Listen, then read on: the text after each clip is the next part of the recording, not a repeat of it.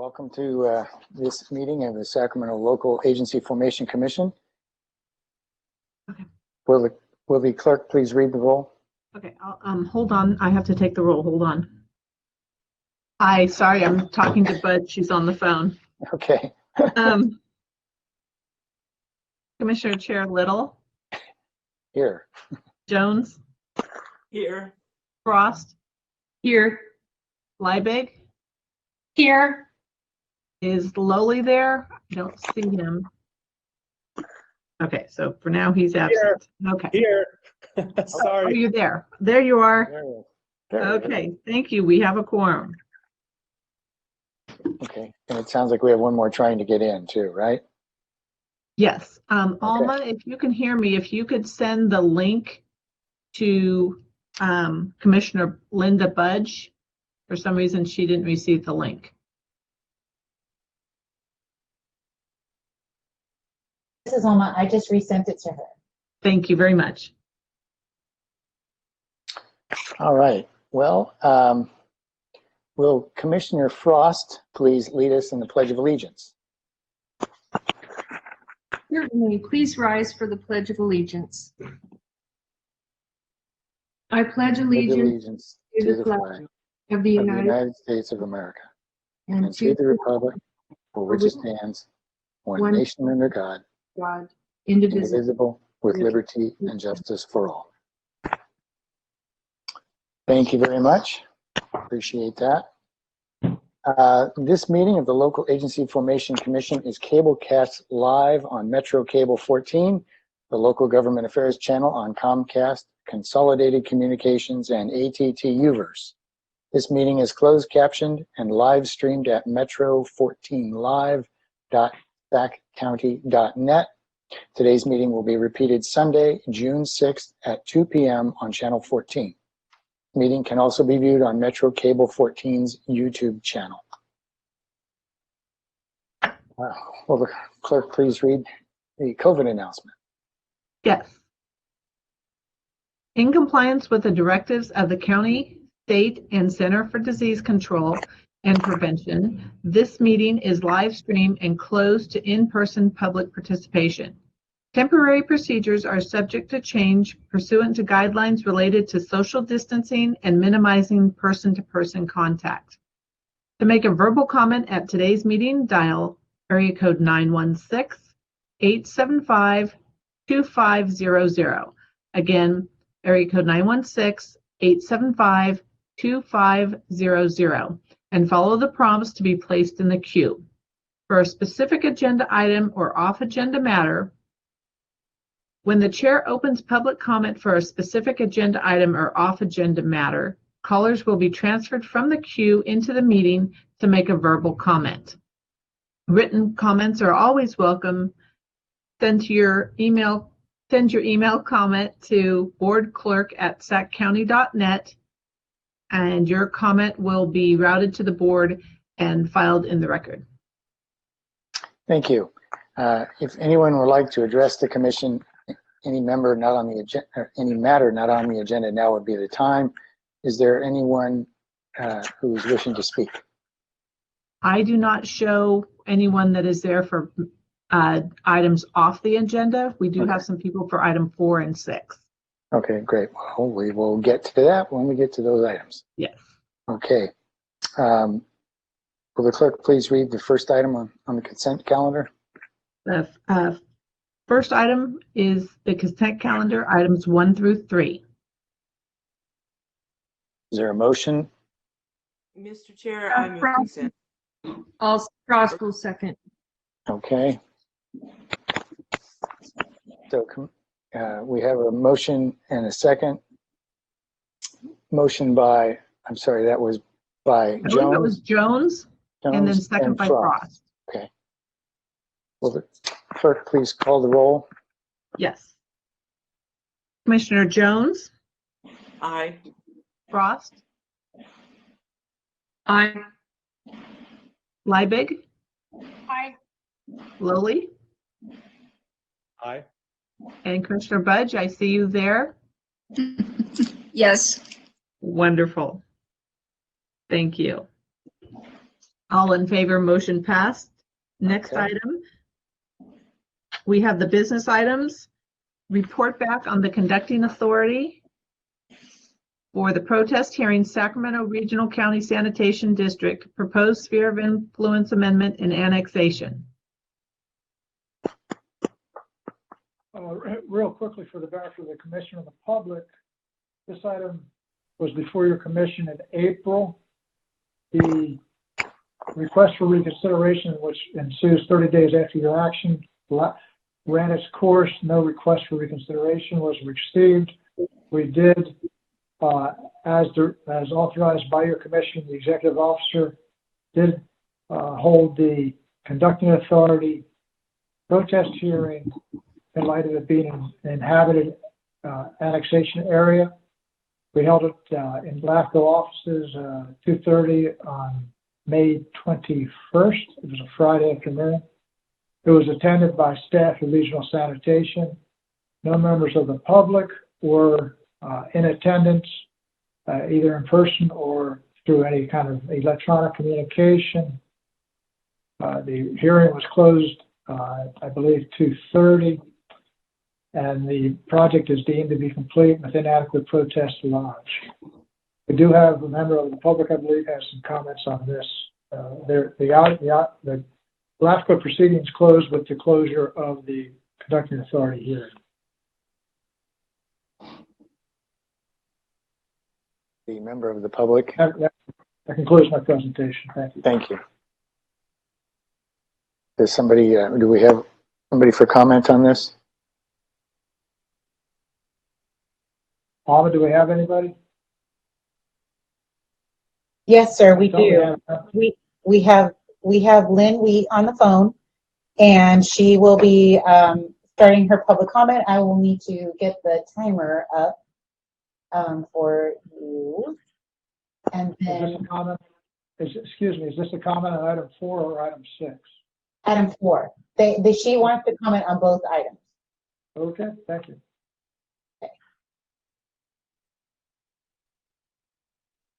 May I proceed? Hold on a moment, please. Thank you. Okay.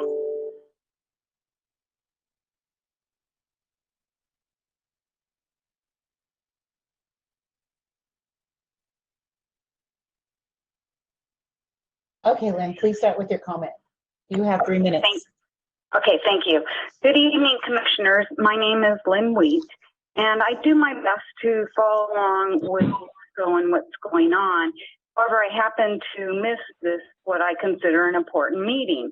And what I will suggest for is the commission set up a way in which residents and people living within the Sacramento County region could receive email notifications or alerts for any meetings or public hearings.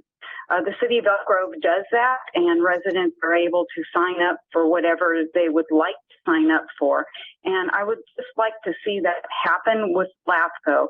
I do my best. I know your meetings are usually the first of the month. I make sure I check the Friday before to look at the agenda. But if we could get an alert process, an email process set up, I think that would really open up some transparency and allow the participation of our county residents.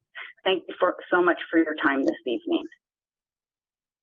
Okay, thank you. Our next item. But we have one more public comment from Suzanne Petchy. Oh, okay. Suzanne, you have 3 minutes. Suzanne, you have 3 minutes. Yes. Please start your public comment. What? Lynn's talking. Oh, okay. Okay. It's your turn, Ms. Pesci.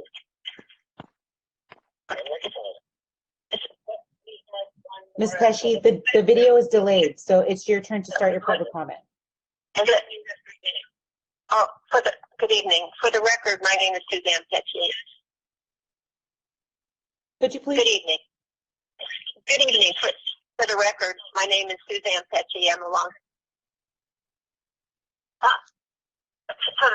For the record, my name is Suzanne Petchy, and I'm a longtime resident of Elk Grove. What? Wait, stop the clock. Wait a minute. Okay. So tonight you're being asked to approve the regional sand project of SOI and annexation of the Harvest Water Project.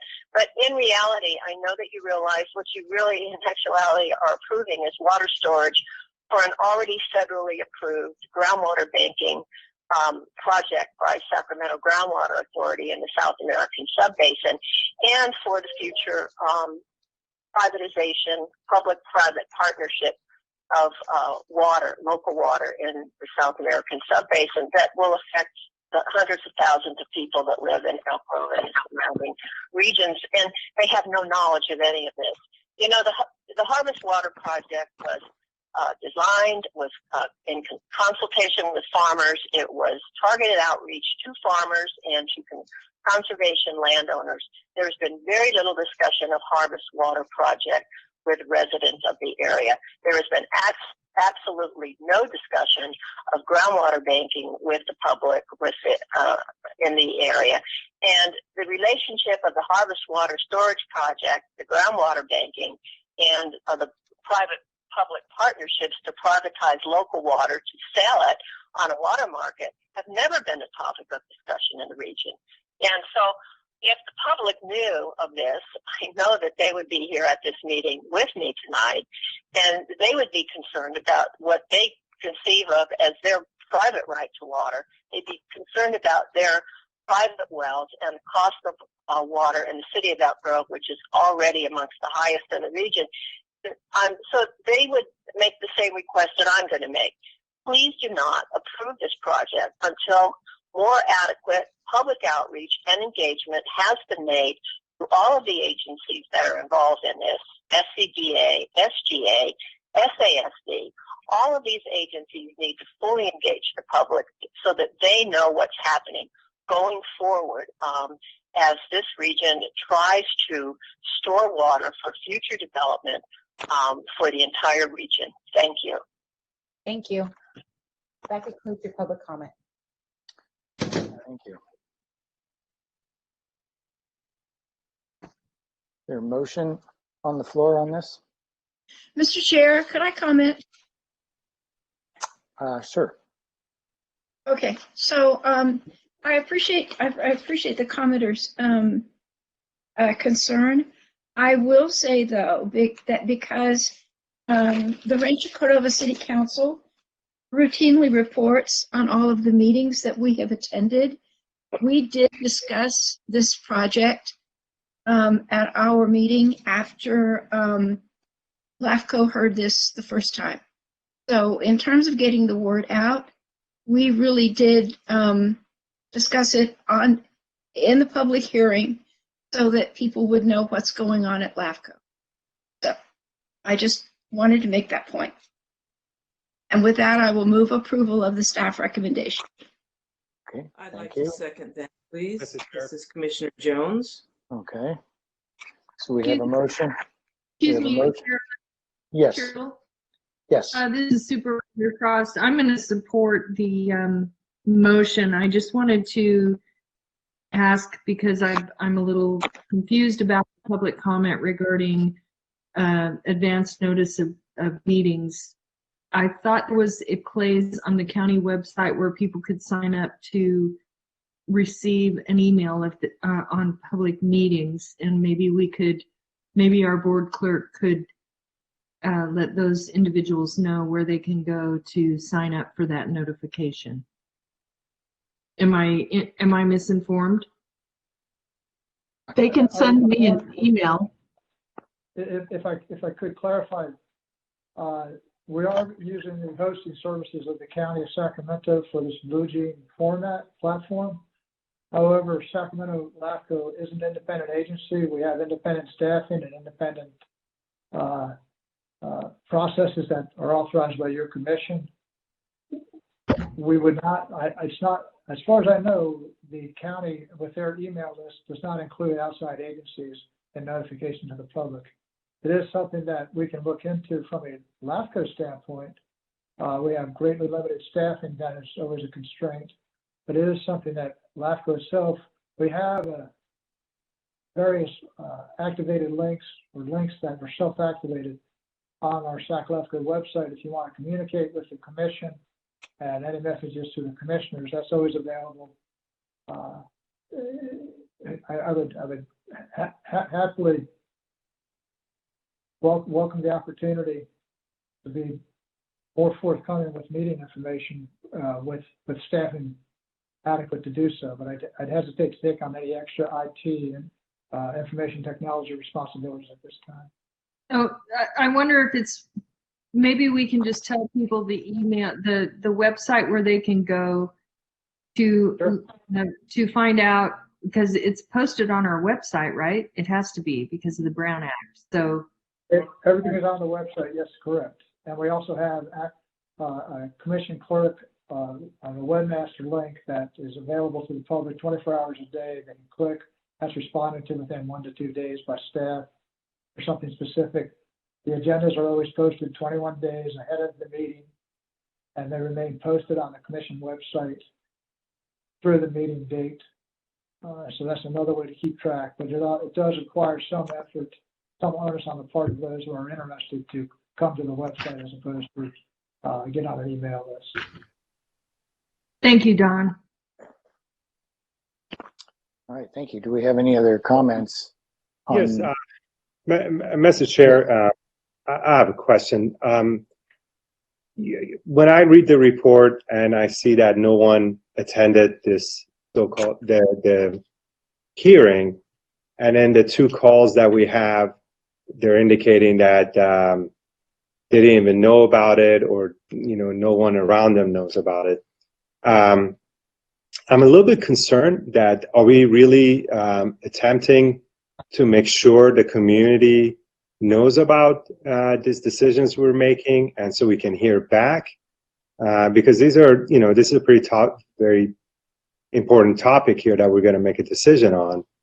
And I just feel like, we have to make sure we go out of our way to make sure the public is aware of the decisions that we make today, and let them feel that we're being as transparent as we can. And that's my 2 cents. Mr. Lockhart, can you explain the process for this protest hearing? Absolutely. One thing to be made clear at the outset is the protest proceeding is an opportunity for folks that live or own property within the boundary of the area being discussed. If these folks are not within that boundary, there's not a notification process. They don't have a means, there is not a means to assign value to protest of folks that are not what's called, and by LAFCO parlance, an affected party. So if you live outside of the area, you don't like a project, that's why the commission holds a public hearing, which is noticed again 21 days ahead of time. We do now, to clarify what I previously mentioned, the project specific, if we have folks that are tracking a project and they ask notified of projects when they do come through, they do reach benchmarks, we do include them when we do outreach that the notice that the meeting is coming up. But just a general agenda email list, we don't have that. So, but to go back to this process, to Member Lowry's question, we published, in this case, we published to the local paper, the amount of mailings would have been approaching just over 1,000. There's a caveat in state code that provides publishing in lieu of direct mail if you exceed that threshold. So we published in the Elk Grove Citizen. It ran. We have a copy of that that's available. We also sometimes we publish in the V. It depends on the order of magnitude of the project. And this public notice was also made available 21 days before the date on our website homepage. So we make every effort to make sure folks know the issues of the commission and the time of the commission's deliberation. By way of clarification, the decision your commission made in April on the approval of this project completed that general protest or public comment opportunity. We moved to the conducting authority, which is specific to landowners or residents, registered voters within the boundary of the annexation area. So these folks may not have been included on that. By statute, they don't have a role in the conducting of authority protest process. Happy to, if there's any clarification, I'm happy to try to provide. So I appreciate it. Thank you very much. If I understand this correctly, we did a newspaper print for the public to see it. And what paper is this? It's a local paper with over 100,000 circulation. That's the criteria. It's printed in the city of Elk Grove. I believe it's twice a week. The Elk Grove Citizen. It is available in the community as well as by subscription. As I say, the cost to do so. The Elk Grove Citizen is now once a week, and it's once a week now. They changed only last year, but it is very comprehensive paper. It's probably one of the best regional papers in this area. And as Don says, it is available by subscription, and I have subscribed since 1994. So I thoroughly enjoy the newspaper. So if you're not a subscriber, pretty much you will not get the paper. But they also have a website. But yes, but we do it in recognition that not everyone does have the opportunity to subscribe to the paper. We also post it on our website, which is available again 24 hours a day, 7 days a week, 21 days prior to the conducting authority hearing. So over the course of those 21 days, if someone wants to come to the website, they can see everything that's pending before your commission and the date that it will be before your commission. And because many of the regional newspapers, even though they are generally subscription-based, on the other hand, a lot of them drop copies in public places, or, it would be like at the Elk Grove City Hall, or the fire station, or a local Starbucks, or places like that. So I wouldn't count out the fact that it could easily be available in a lot of public places. And online. Right. Good point, Sue. Thank you. Thank you. Okay. Any further comments before we move to a vote? All right, we have a excuse me. This is a receive and file memo for the commission. I don't know that a vote's necessary. Okay, I'm sorry. I thought the business items were that's fine. All right then. So we don't need a motion. We don't need a second. I thought the same. Okay. Our next item, item 5, the fiscal year 2021-22 contracts. Yes, this is before your commission for, we maintain staff support on an annual basis with various support experts, such as for environmental support, legal counsel, civil engineering, survey reviews of the legal descriptions that change the boundaries as a result of your commission's decisions, as well as we have financial support for fiscal modeling from the EPS. So all of these contracts are recommended for renewal authorization of myself as your executive officer to sign on behalf of the commission. I would also add that it's not itemized on the report. I apologize. It is on the agenda. Our 5-year lease in our location is up for renewal. We have gone through a very effective and fruitful negotiation with our landlord. We were able to hold firm and actually reduce our monthly rental by about 3% over the course of the next 5 years. We will, because there is the transition in anticipation of change with the commission staffing, we did negotiate a 12-month review by either the executive officer or if they wanted to bring to the commission. If the offices, if there's a reason to get out of the lease, it can be done with a 30-day notice prior to 12 months from the date of signing. So that was there was a little give and take on that. The landlord didn't relish the idea, but saw the rationale behind it. So with that, all I'm requesting this evening is authorization to sign on behalf of the commission for these contracts. So moved by Frost. Okay. You have a second? Seconded by Jones. Jones. Okay. And this is for, are we talking about for all the contracts, including the lease, or are you only asking for the lease at this point? All contracts will be renewed fiscal year July 1. Okay. All right. Any comments? All right.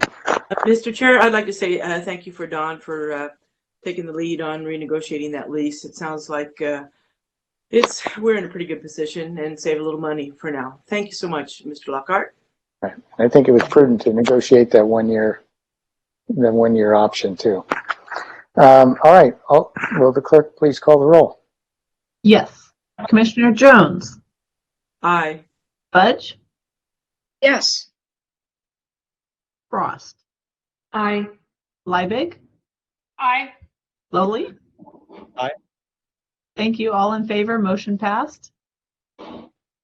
Our next item is the public hearing item number 6, Grant Line Southeast Industrial Area Project, annexation into the City of Elk Grove, Sacramento Area Sewer District, and Sacramento Regional County Sanitation District. This project is a reorganization. In addition to the annexations the clerk just noted, there will also be proposed attachments from county service areas for street lighting, and transportation air quality mitigation, and enhanced law enforcement. That's CSAs 1, 10, and 11 respectively. The City of Elk Grove will assume the responsibilities and operations and maintenance of the street lighting system in place. No objection from the county to any of these attachments. CSA 10 for air quality mitigation is a project-specific mitigation measure of the county general plan. Since this will be going into the city, the city general plan will prevail. It's no longer applicable. And CSA number 11 is enhanced police services, which is available to any community throughout the county. It has yet to be activated. It requires a funding source to be identified prior to activation. So the structure is there. If a community wanted to get extra patrols or some such, it's available. They would just have to find the means of financing that. So that's the project, is annexations and detachments. That's what equates to the reorganization. The project's directly adjacent to the City of Elk Grove. It's south of the City of Elk Grove, east of Highway 99. A landmark you folks may recognize from the Highway 99 to the east. There's a Sac Suburban propane tank farm that's it's been there, well, predates the city. So if that gives you some point of reference. Overall, it's 370 acres. This area was approved with a larger sphere of influence by your commission in 2019. At that time, after extensive consideration, working with your commission and staff, a comprehensive list of mitigation measures and terms and conditions was developed and applied to the approval of any approval of the sphere of influence and to be executed prior to any annexation or in conjunction with any annexation proposal to the city. We do have a matrix attached for your information that shows the efforts made in good faith, and I think quite effectively, by the City of Elk Grove to check all those boxes. Essentially what we've done with you as a commission was give the applicant, the city, a punch list of find these sources, address these issues, provide proof thereof before you come to the commission, so that you as a commission can have comfort that these issues are addressed. Among the issues are, because Elk Grove is a contract city where they provide core city services, land use, police protection, code enforcement. They also rely on other services from outside districts, outside agencies. So they have worked with Sacramento Regional County Sanitation District staff for the necessary infrastructure for transmission to the regional wastewater treatment plant operated by Regional San. They have worked with Sacramento Area Sewer District for the collection system that will be necessary to tie into the transmission system. Those are two key points that your commission did raise that had to be executed prior to coming to the commission. They've also worked through the county, Sacramento County Water Agency, which is a dependent entity underneath the auspices of the County Board of Supervisors. It was within their boundary, but not within the master plan. So the master plan has been adjusted to allow service to be provided to this area. So those three keys of wastewater collection and treatment and potable water to the source have all been addressed. They've signed, the city has signed a letter of commitment to participate and cooperate with the South Sacramento Habitat Conservation Plan. That was also a point of some discussion at the time of the sphere of influence hearings. The City Council did act in January of 2021 this year to adopt a resolution carrying forward the initiation of this proposal for your consideration. The City of Elk Grove, the sphere of influence, as the Commission may recall, is a policy boundary to allow folks to anticipate perhaps the city would be, if the city does want to grow, this would be an appropriate direction for it to grow in. However, and this is what your commission accomplished, these are some concerns that have to be addressed prior to anybody annexing or changing land uses. The land use jurisdiction stays with the dirt until there's a jurisdictional change, which is an annexation in this case.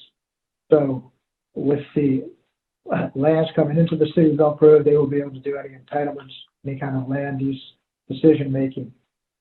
They have, as required by both your commission and LAFCO criteria, state law, the lands have been pre-zoned to light industrial to allow it. At one point, there was a consideration of a multi-sport project here, a soccer facility of some sort.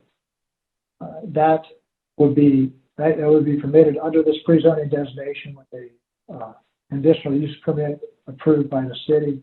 That doesn't appear to be the inclination of the city and other landowners at this time.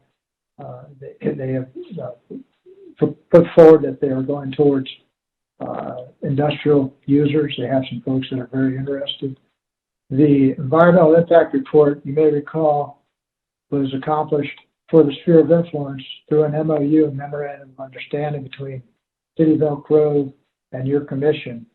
So your staff and the city staff work together to achieve environmental clearance for a sphere of influence decision. The project then went back to the city for land use entitlements. That was relied on, that same environmental document was relied on. The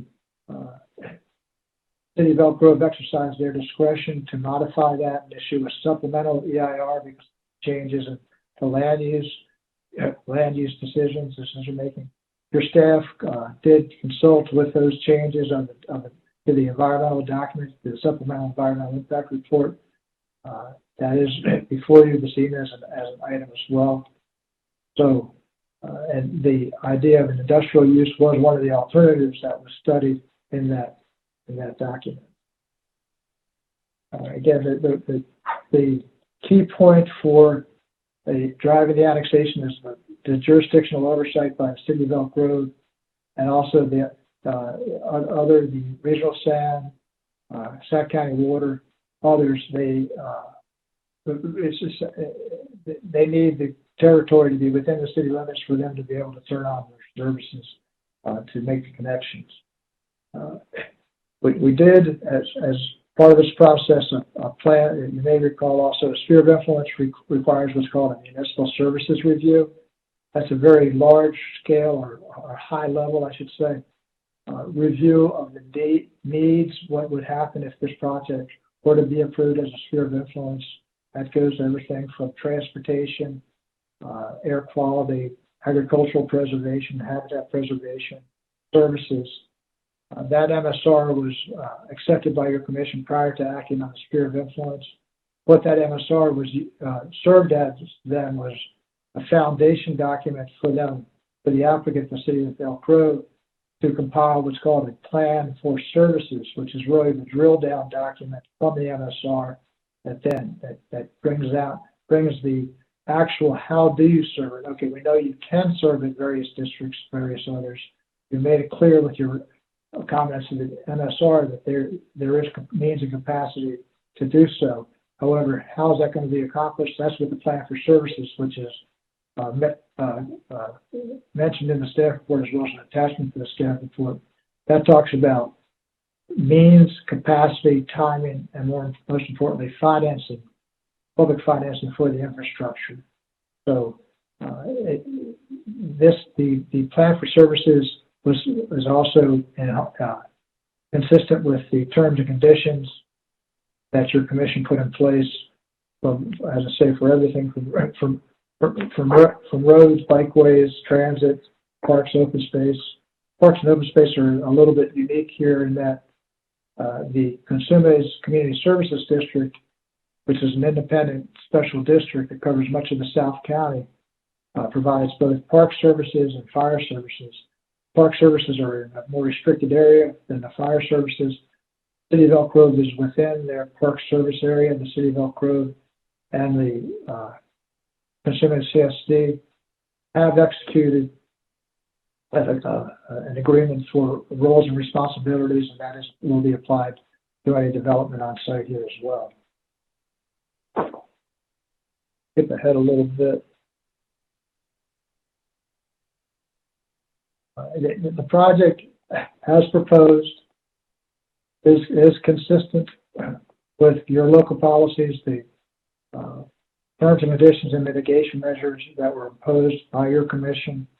One key point, I think, that was also discussed at length by your commission during the sphere is because of the nature of the City of Elk Grove, much planning, if you will, was accomplished prior to incorporation by the County of Sacramento, which was somewhat residential rich, with the idea being that the county itself presented an opportunity for a mosaic for large-scale planning, housing here, jobs elsewhere in the county, connected by transportation improvements, what have you. So in this case, the city has been working since incorporation in, I believe, 2000 to bring employment opportunities into their community. That has positive effects, obviously, for the community as well as air quality and the overall region.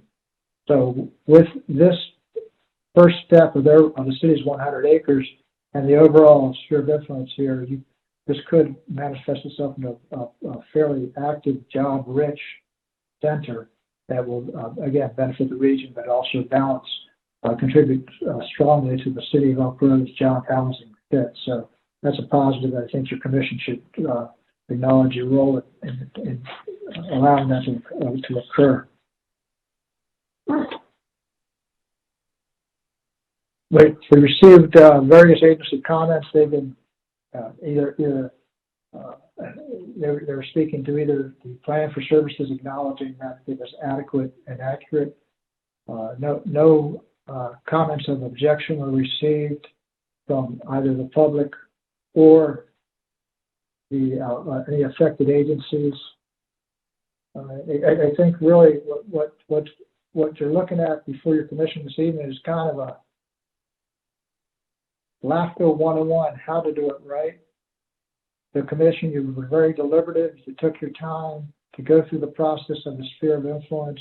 What are the issues if there is a threshold question of whether the city's boundaries are appropriate for expansion? Where should that be? The decision was arrived it would be appropriate to be in this area. And what should happen prior to a change in boundary? That's the mitigation measures and the terms and conditions. Those boxes have been checked by the city.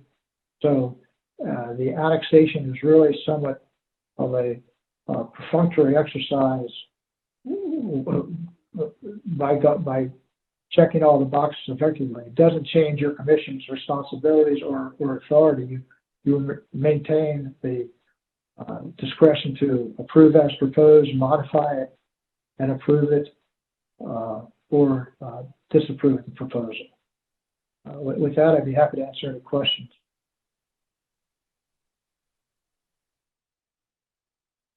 Are there any I should questions? ask, please, if I could mention, their staff, the mayor of Elk Grove, I believe, is joining us, Mayor Bobby Singh Allen, Christopher George, Director of Strategic Plan and Innovation, and Jason Behrman, City Manager, are available to answer any questions you may have. Mr. Chair, first off, I would just like to acknowledge the work that Executive Officer Lockhart has done in preparation for our agenda packet here.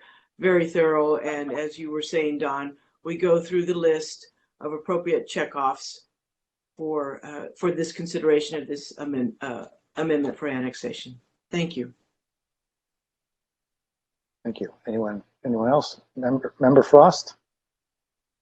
Well, I'd just like to say that I had the privilege of being on LAFCO several years ago when we were reviewing this very sphere of influence, and it was very controversial at the time. And it seems like it's true what you said, Don, that it has actually, I personally feel it's so wonderful the way this has evolved. We went from something that we were concerned about, noise and,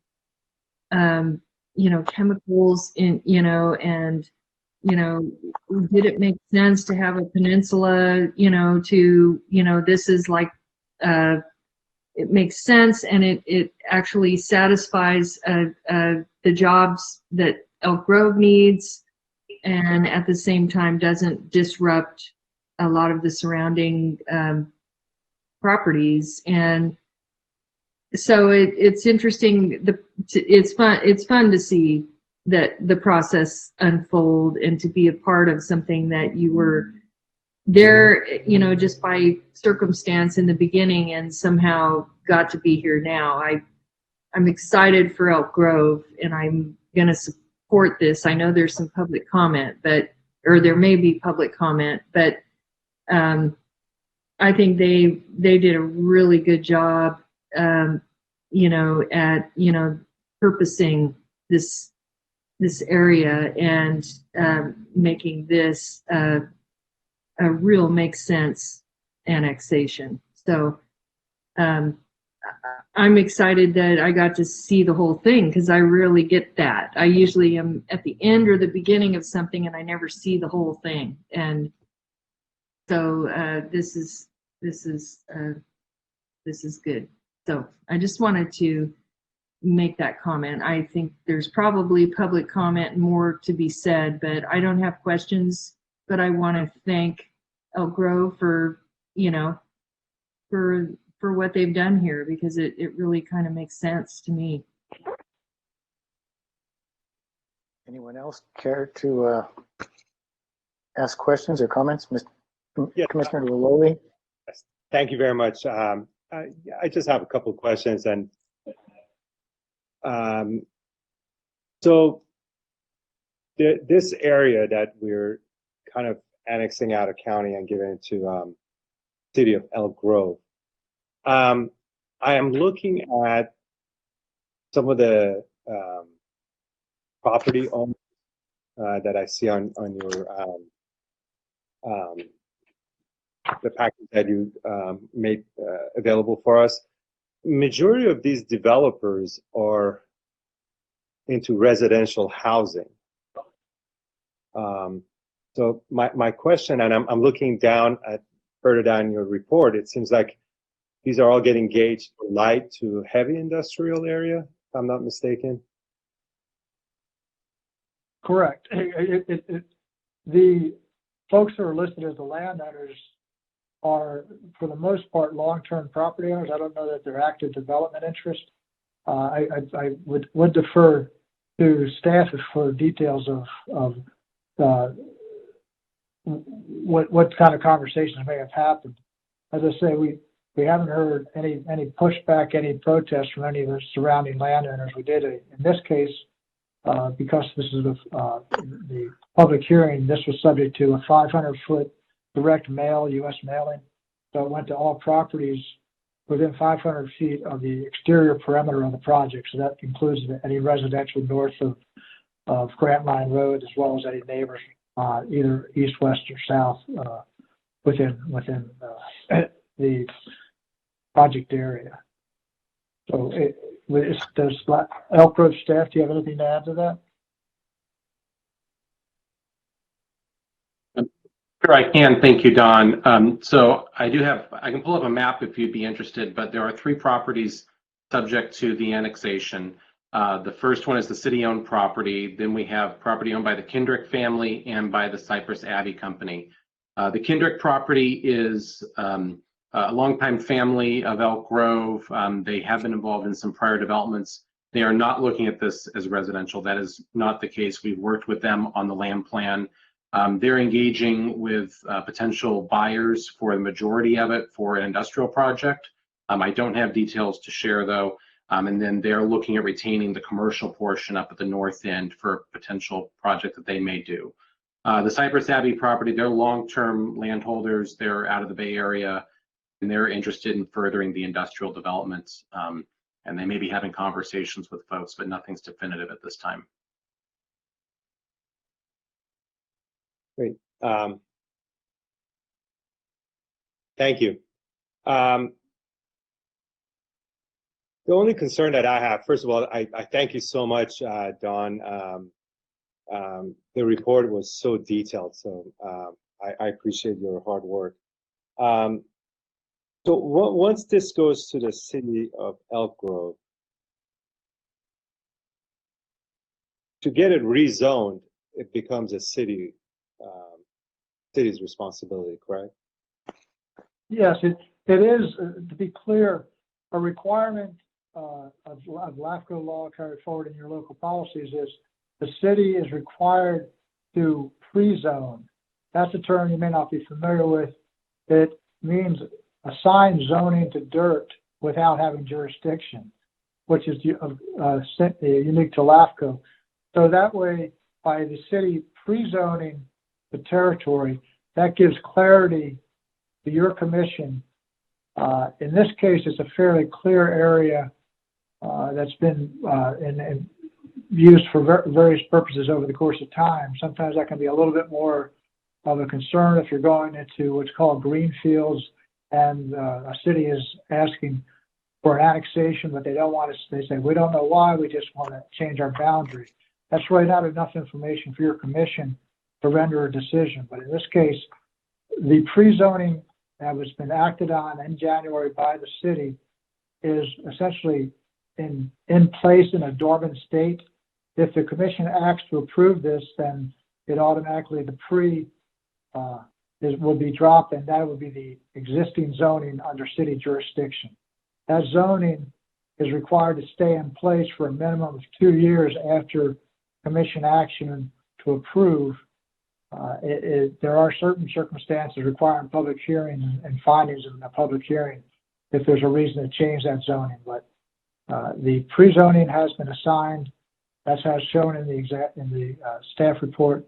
It will change from pre-zoning to existing zoning with an annexation that changes the city boundary and assigns the jurisdiction for land use to the city of Elk Grove. I appreciate it. And the reason I'm asking this is, as you know, we have such a shortage of residential housing, especially in our region. So when I see, 570 acres that we're just cutting out, there's a little bit of a ouch, So again, I'm still getting myself familiar with the commission. I don't know if we can stipulate or have a conversation with City of Elk Grove that, is there a thought about in 2 years making these residential, or has that conversation come up? Have they thought about it 2 years from now what their plans are, or this is just at a very early stage?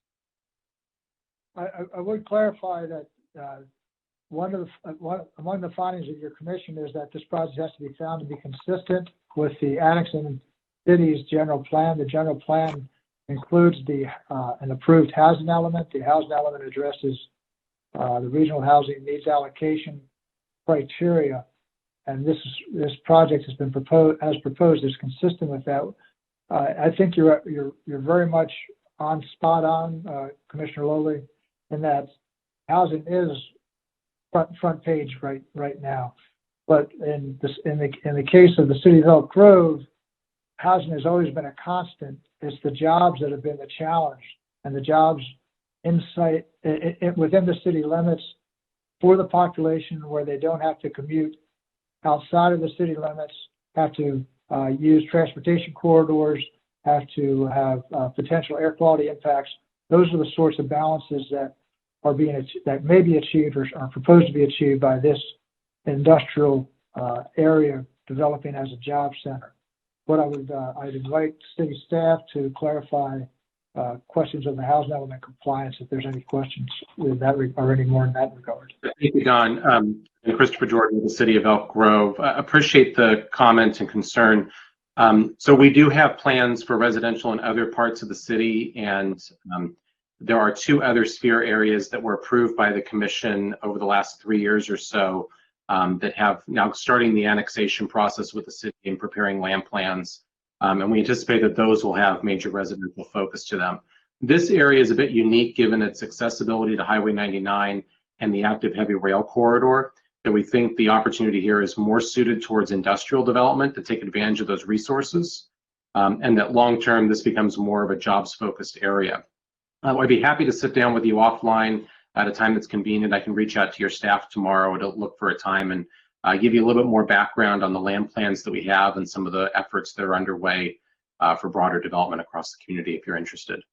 I would greatly appreciate that. Thank you very much. And thank you, Don. Yes, sir. Do we have any other Yeah. comments, questions? Yeah, this is Commissioner Liebig. Uh-huh. I'm not in support of this project.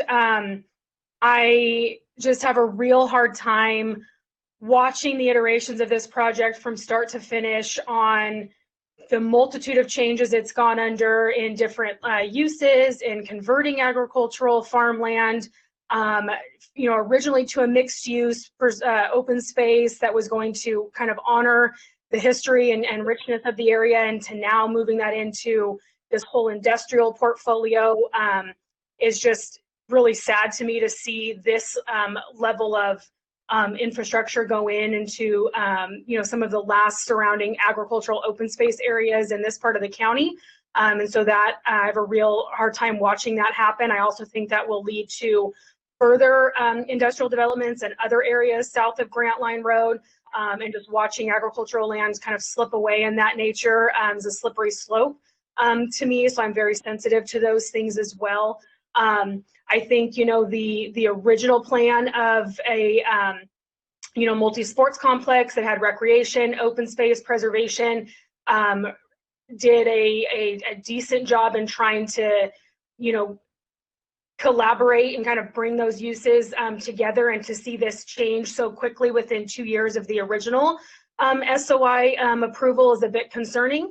And so it doesn't lead me to see that there's good faith effort that will not just continue to just change, as things move around. So like I shared with city staff, this is a tough one for me, and one that's not an easy decision by far. I'm anxious to hear public comments and others of what those have to say. But my initial gut reaction is just from watching this change and flow, and to see that mitigation will be done through SSHCP only, and not really for the agricultural land that will be taken out of production, is also concerning. And so I think there's some underlying layers that don't make this to be a slam dunk type of decision like it may be for others. But those are kind of my initial thoughts, but I'm anxious to hear a public comment on this measure and this iteration from the previous one that was before the commission last year. And those were some of my concerns too. So thank you very much for bringing up the history behind this. So I appreciate it.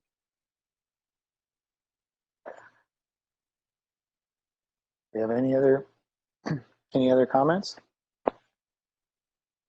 I would want to add for the benefit of the commission that the sphere of influence mitigation measures included agricultural mitigation for both, it required mitigation for both habitat impacts and agricultural open space impacts. So those are both addressed in the mitigation measures as approved by your commission and as adhered to by the proposal.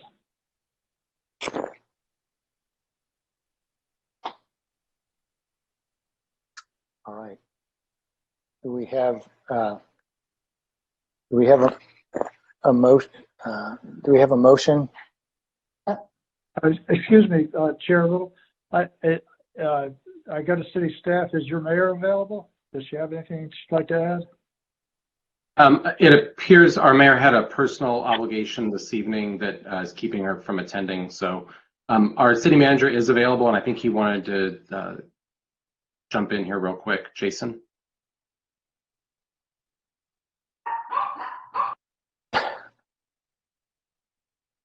Good point. Thank you, Christopher.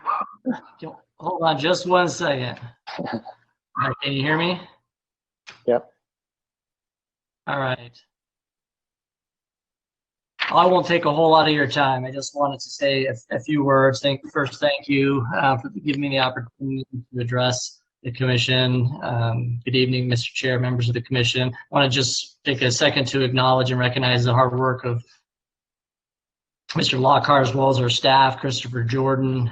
Really, it's been a little bit of a journey getting to where we are now. And you know, what's critical about this annexation for the city of Elk Grove, I think, has been articulated pretty well by Mr. Lockhart, and that is the need for jobs in our community. We were developed as a bedroom community. This is where the residential in the county largely went, and we have a lot of housing that's under construction now and a lot more planned.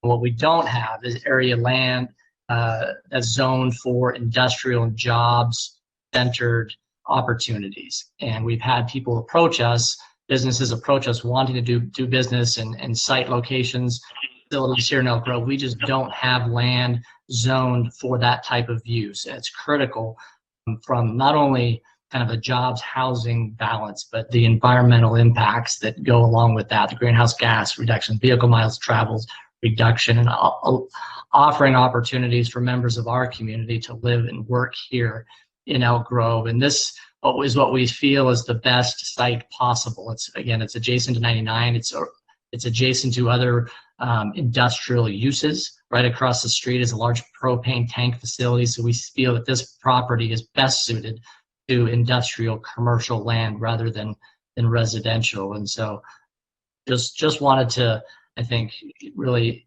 relay to the commission really the importance of this as the city's future business park and opportunity for us to address some of those needs within our community. And we really feel it is a critical component of our growth and continue as a community, as a city here in the county. So I appreciate your consideration. We're here happy to answer any questions that you might have as you further deliberate on this item. Thank you very much. Chair Little, this is Commissioner Jones. Yes. Okay. Thank you, Mr. Mayor. I appreciate your comments. If we even go back a little bit more into the history, it's been probably 10 years in the making and the configuring of this jobs and residential balance.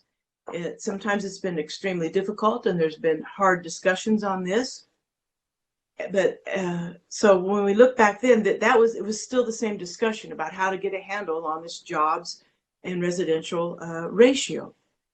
And to their credit, the city of Elk Grove has developed and taken second and third looks at their potential. And I, as a LAFCO commissioner during this entire time, I was very pleased to see that we have, that Elk Grove's position has this balance of jobs, residential. We have orderly growth. Over 10 years, this has been discussed. So I am in support of the staff recommendations and would like to acknowledge the efforts over a long time, more than just 2 years. It's been, at least 10, I think. So I appreciate the mayor's comments and the work and the forward. It's a step-by-step process, and the city of Elk Grove has gone forward in good faith. Thank you. Thank you, Commissioner Jones. Anyone else? Yes, sorry, again, I'm kind of new to this, so I have these questions coming up. Mr. Berman, when 572 5 acres turn into light industrial or heavy industrial, what is the vision of city of Elk Grove of what kind of businesses are going to be attracted as heavy industrial businesses? I think I can actually jump in on this one, and maybe Jason, if you want to follow up. So we're seeing this as an opportunity for a variety of light manufacturing and assembly facilities. We're seeing this as an opportunity for warehouse distribution and logistics facilities. If you'd like, I can bring up a couple of slides to talk about this, but one project that's in particular that we're working on right now is a potential sale of a portion of the city property to Kubota North America. They're a tractor company. They design and manufacture and sell a variety of tractor-related equipment across the United States and North America. They're an international firm. They're looking at relocating their West Coast distribution facility from Lodi to the Elk Grove area, and this is a target location for them. So that's one example of a use that we think would fit in here well and are actively working on trying to finalize that deal. And so we've been talking about that a little bit. There's been a few council discussions relative to it, including back on May 12th. So that's an example. Great, thank you. So has Elk Grove done any studies on light industrial or heavy industrial, which means a lot of trucks, semi-trucks are going to be traveling? Has Elk Grove done any studies on air quality, noise concerns, traffic on these issues? Because when I hear light industrial or heavy industrial, I think semi-trucks immediately, you know. Right. So this area for the proposed land uses is considered in the EIR, first jointly prepared with your staff for the Sphere Amendment, and then through a supplemental EIR, which we prepared and our council certified back in January. So those potential impacts are considered. We looked at the potential for truck traffic and other sort of uses that would occur here. I think, again, it speaks to really the opportunity of this location, that it's not directly adjacent to single family neighborhoods. There is a neighborhood proximate, sort of northeast a little bit across Grant Line. You are along the site is along the southeast connector alignment with Grant Line and Camera Road, but it provides the opportunity to connect to State Route 99 today, which is really that primary connection to points north and south. And then the future extension of Camera Road out to Interstate 5 will provide secondary access across the region and really the mega region all the way out to the Bay Area. And that's what I think, again, with Kubota as an example, their operations have materials coming in through the Port of Oakland, shipped hopefully to this facility for final assembly and then shipping out to their dealer network. So I think from those perspectives, we've analyzed that and really see this as one of the strengths of the site. Thank you.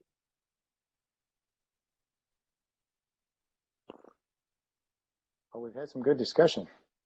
Any further, or can we get a motion? Chair Little, I think we need to have public hearing and public comment on this item. I don't think we've had that opportunity. Or would we have the motion prior to, we can have a motion and then have public discussion? We just don't have to vote, correct? Yes, that's correct. You could do that. Yes. Okay.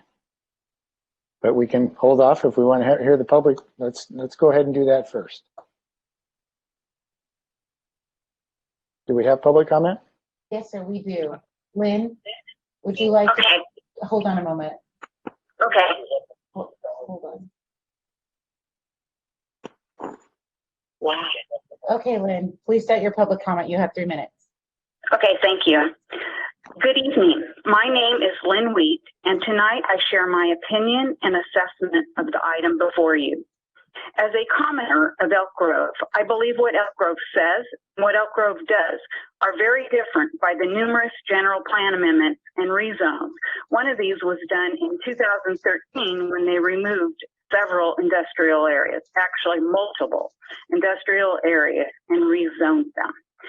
City has spent millions of dollars of taxpayers' monies to incentivize many projects. For instance, the Rich development, and Costco has been supported with developer requests, and Costco receiving half the city's sales tax for 20 years. All the while, City Council floats the idea of a sales tax increase on the residents. The taxpayers of Elk Grove have front-loaded all the cost of infrastructure to SEPA, whose employment centers have yet to materialize, and the homes sprout up to support the Bay Area commuters. There has not been the extensive outreach to the Elk Grove residents as suggested in the staff report. I doubt any soccer family knows that the Dream Soccer Project and all the taxpayer money spent for the consultant and the bus ride tour has gone away. There is a new plan, which I suspect will even transform after your approval tonight. I believe that this project is really about, especially after looking at the attached exhibits, is the region's new gold for a few who will truly benefit and enjoy new wealth. The Sanitation District's Harvest Water Project, Rapid Annexation, and OHWD's ability to do what Alta Irrigation District did creates a new business model for some farmers, water banking. In a 2012 Sacramento Viewpoint article, stated that there was more money in selling water in California than in farming. It's been difficult for me to understand the lack of transparency of what this project is become eventually. This is the first step to a bigger project. When I hear an Elk Grove councilperson state at a council meeting that water is the new gold, and I hear the LASCO commissioners express concern over water availability during Elk Grove's first SOI application, and in the following discussions, water does not even seem to be a concern. I can only conclude there is a plan. What bothers me the most is the people who will be paying the most for the water and infrastructure are not at the table, and nothing has been said about the water banking. What has been said, resident water rates increase for less, and in the future, the real possibility of rationing to our region's water barons' profit. What is going on is not equitable, ethical, or moral. Thank you. Thank you for your public comment. Are there any other public comments? Suzanne Pesci, who would like to make her public comment as well. Suzanne, please start your public comment. You have 3 minutes. For the record, my name is Suzanne Pesci, and I am a resident of Elk Grove that's been following this SOI for the last 20 years because the back of my property is on the urban services boundary between all of this farmland that they're looking to develop and the city of Elk Grove. I'm in the city of Elk Grove limits. I'm also a resident in the Chimney-Hartnell Water District. I have been attending their meetings for over 5 years, trying to understand what their position is on all of this. You know, I know that Chimney-Hartnell Water District, the area that this SOI is going into, 370 acres of it, in a water district boundary of a district that has for years indicated an interest in providing sewer water and even in the 1980s power to the lands within their boundaries. There are documents, EIRs, MSRs from LASCO, EIRs, and from the city. I have made public requests to LASCO, to OHWD, to the city for information to expand on what the actual plan for that district's ability to provide municipal water and sewer. They have the latent powers. LASCO has the ability to enable those latent powers, and no information has been forthcoming to the public nor to the members that are residing in that district. There are hundreds of us in this district, ag-res people on both sides of the river that are in a landowner district that have been disenfranchised, have really no right to vote because our vote is based on the number of acres we own. I know that Omachumi now has the ability to issue shares and to issue security within the district. There has been no discussion of how water within the district is going to be financed. I look at all of the documents provided by Sacramento Sewer and by Sacramento Water, and all I can see is that the infrastructure goes to the boundaries of OHWD and does not cross those boundaries. So the only conclusion that I can come to is that the infrastructure for delivering water, for taking care of sewage, is going to be provided by the district. And the lack of transparency it's beyond that. It's a lack of ethics, and it's just frustrating as a member of the public that actually lives in the district to have to go to these meetings and to hear absolutely nothing about what the plan is. I reject the sphere of influence annexation of the city. It has absolutely nothing about any type of transparency for the public to understand exactly what is going on in this district. I don't believe that the negotiations have been completed where the water and the sewer issues have been worked out between the county, between the city, and between OHWD. And I ask tonight that you reject it. We don't know what kind of jobs they're going to have. They were going to have a soccer field, and we're going to have a state fair, and that's what the SEIR even talked about. And now suddenly we're looking at a city that sold the initial 100 acres for the soccer field to a tractor store. Thank you for your time. We don't know. Thank you for your time. Reject this. Thank you for your time, for your comments. All right, are there any other public comments? That concludes your public comment. Okay, thank you. All right, do we have a motion? I will make a motion, but I need to ask if we need to read all of your recommendation into the record, Dawn, or can it just be referenced? I would say you could make reference to them. They're included in the resolutions for approval, for action by the commission. This is Deanne Gillick, counsel, and it is acceptable to make reference to the items as they appear on the agenda for your motions, if that's helpful. With the recommendations 1A, B, and C, 2 and 3, A, B, C, D, E, F, G, H, I, A, and K. Findings of fact. And I would like to second the motion to follow staff recommendation. Commissioner Jones. All right. Well, we have a motion by Commissioner Budge and a second by Commissioner Jones. Is there any further comment before we go to a vote? Hearing none, will the clerk please call the roll? Yes. Commissioner Jones.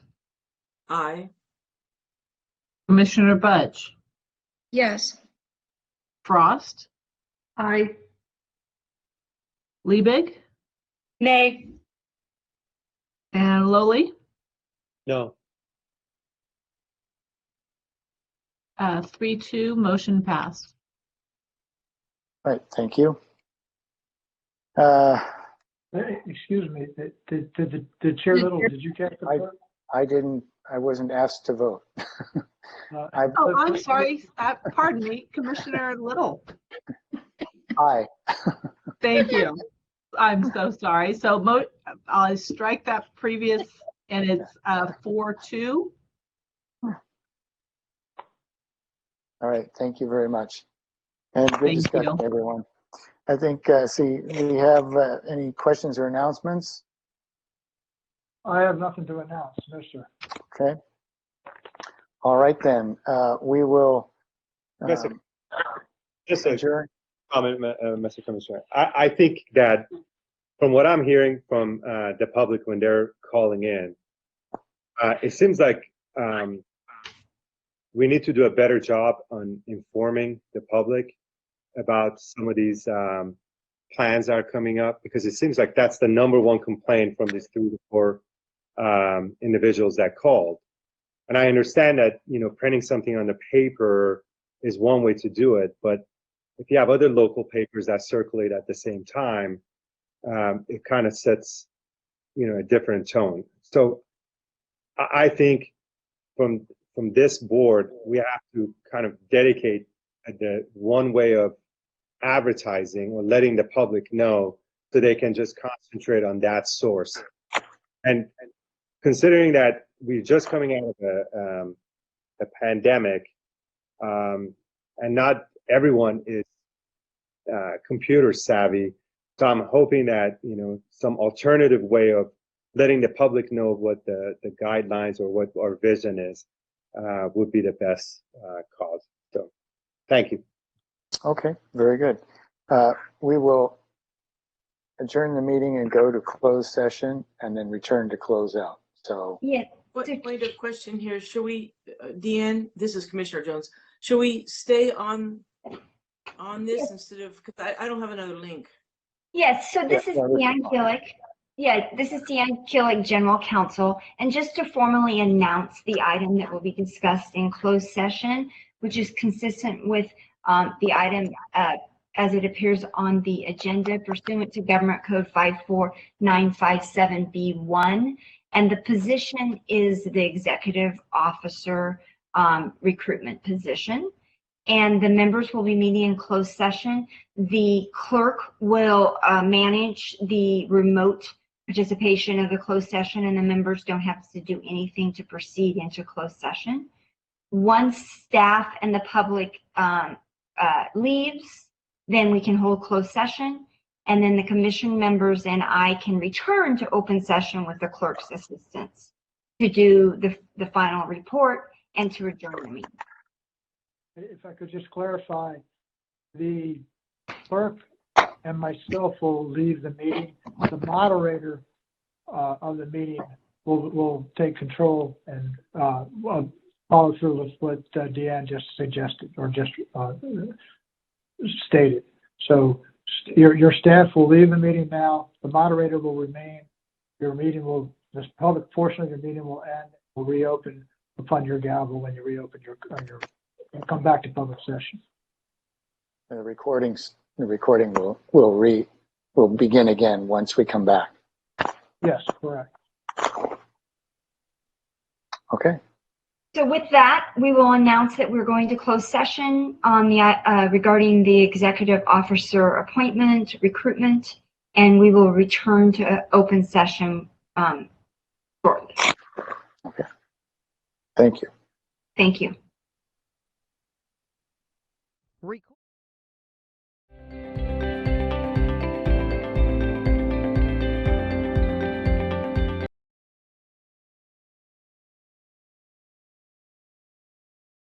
Okay, Metro's ready.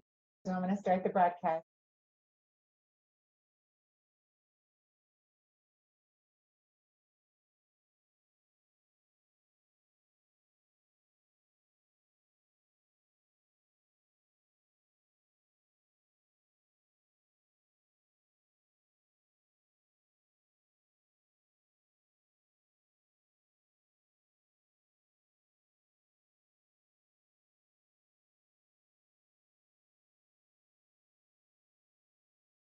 Recording has started.